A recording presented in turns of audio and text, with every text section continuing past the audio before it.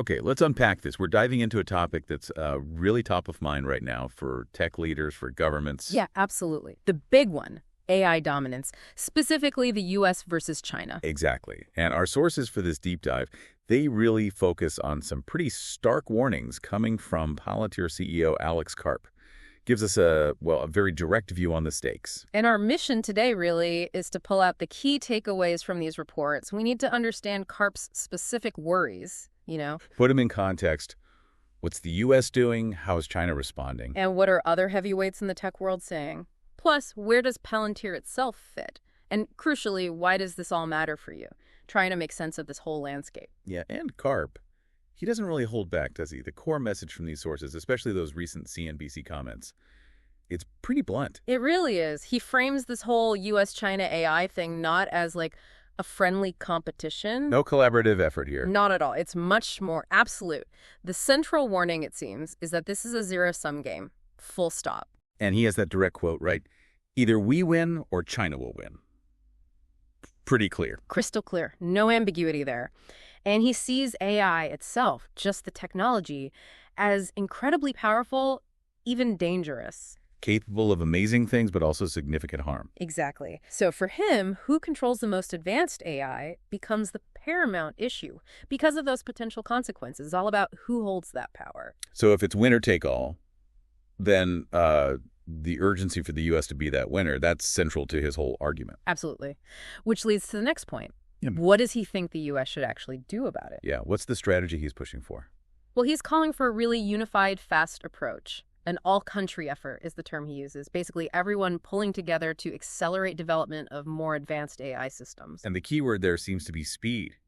Speed, speed, speed. Totally. It echoes that other quote of his we saw, "We need to run harder, run faster. It's all about pace." Okay, but why is U.S. dominance so critical in his view?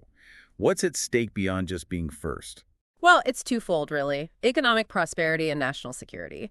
He sees them as completely tied together now, especially with AI. Can you unpack that link a bit more? How does AI connect those two so tightly? Sure. Think about it.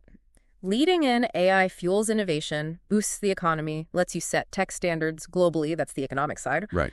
But that very same AI tech is what you need for modern defense, for better intelligence gathering, securing infrastructure, next-gen military stuff. Okay. So if you fall behind economically in AI, You probably risk falling behind militarily, too. You can't protect your interests as effectively. They're interlinked. got it. That makes the urgency much clearer. And where does he see his own company, Palantir, in this all-country effort? He positions Palantir right at the center of it as like a key player in boosting U.S. defense capabilities, helping the U.S. stay ahead in this race. And speaking of Palantir, the sources do highlight them as a major player. AI, national security, based in Denver.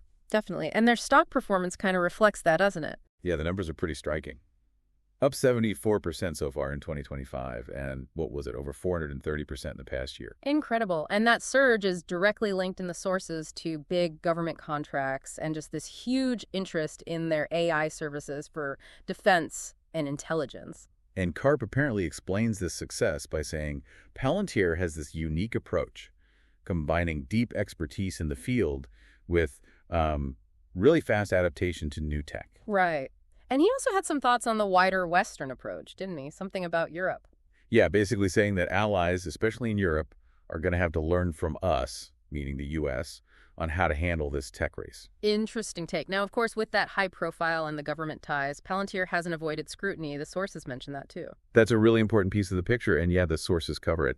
There was that New York Times report alleging Palantir helped the Trump administration with domestic surveillance. And we have to be clear, as the sources are, about Karp's response. He flatly denied it. Right. The quote is, "We are not surveilling Americans." He called the claims unfounded. It's crucial we report both sides of that, just like the sources do. Exactly. Impartial reporting on what's out there.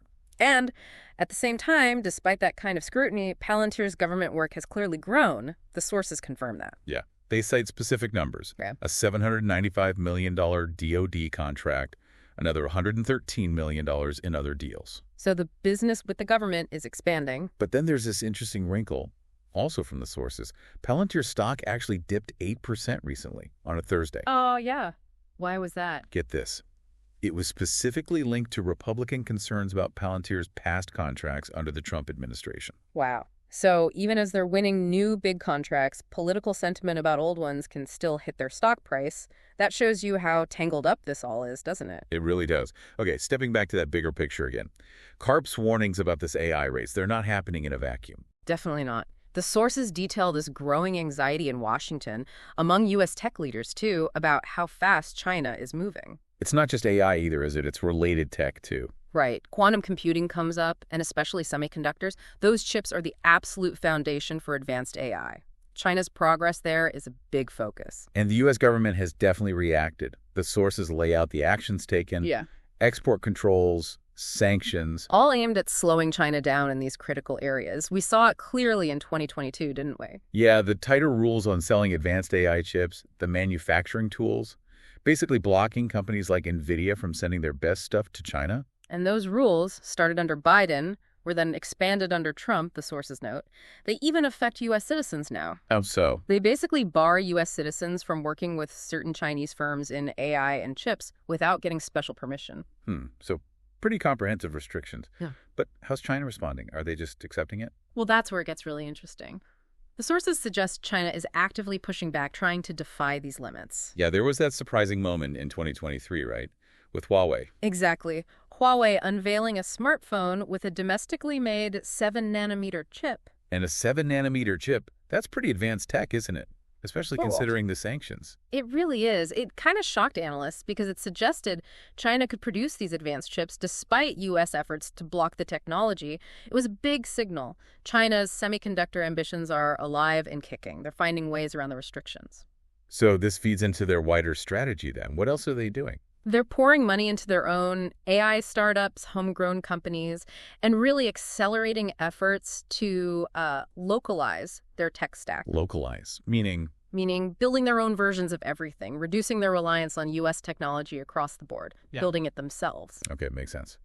Now, beyond just the tech capability race, the sources also talk about concerns over how China is using AI. Yes, that's a major theme in Washington. Worries about integrating AI into military systems, obviously, but also the large-scale use of surveillance tech. Things the U.S. government considers authoritarian. And potentially posing security risks, which led to direct action. Right, the blacklisting.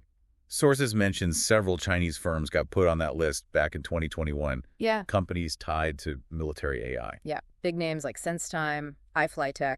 And the U.S. justification, according to the sources, was concerns over human rights abuses and security risks tied to their work. So it frames the competition not just as tech, but about values, about how these powerful tools are used. Precisely. It adds another layer of complexity. And it's worth pointing out, Karp isn't alone in sounding these alarms about China's progress. Other big tech figures share similar views, based on our sources. Yeah, take NVIDIA's CEO, Jensen Huang. He's warned publicly that China's AI ecosystem is moving incredibly fast. Don't underestimate them, basically. He used that phrase, doubling, quadrupling capabilities every year, and thinks it'll continue. That's the quote, a pretty stark assessment of their pace. And then there's Eric Schmidt, former Google CEO. Right. The sources highlight he's consistently cautioned the U.S. needs a more coherent strategy or risks falling behind. And his view has actually shifted a bit recently, hasn't it? It seems so. He used to say the U.S. was maybe 2-3 years ahead. But now, seeing things like China's DeepSeek model, which is developing fast and is cost-effective. He sees that as challenging the U.S. lead. Yeah, he apparently called the emergence of DeepSeek a potential turning point. It just shows how fast things are moving. Any perceived lead is potentially fragile. So if we pull all this together, what's the overall picture the sources paint? It's one of intense competition. Both the U.S. and China are pouring billions into AI development. Huge resources. There we go.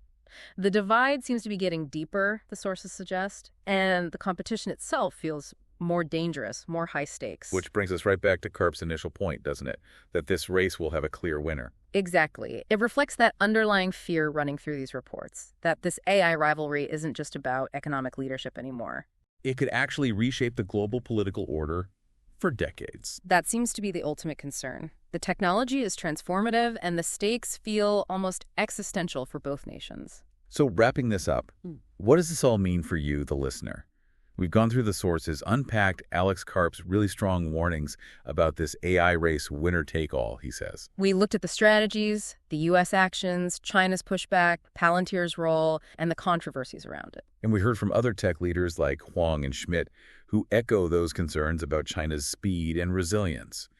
It's a picture of intense competition, yeah, but also deep geopolitical anxiety underneath it all. And given everything we've discussed, especially those concerns highlighted in the sources about how China integrates AI into its military and uses surveillance tech, it leaves us with a big question for you to think about. Yeah, if this race does end up with one dominant AI superpower, like Karp fears, what does that actually mean? What are the potential implications down the line?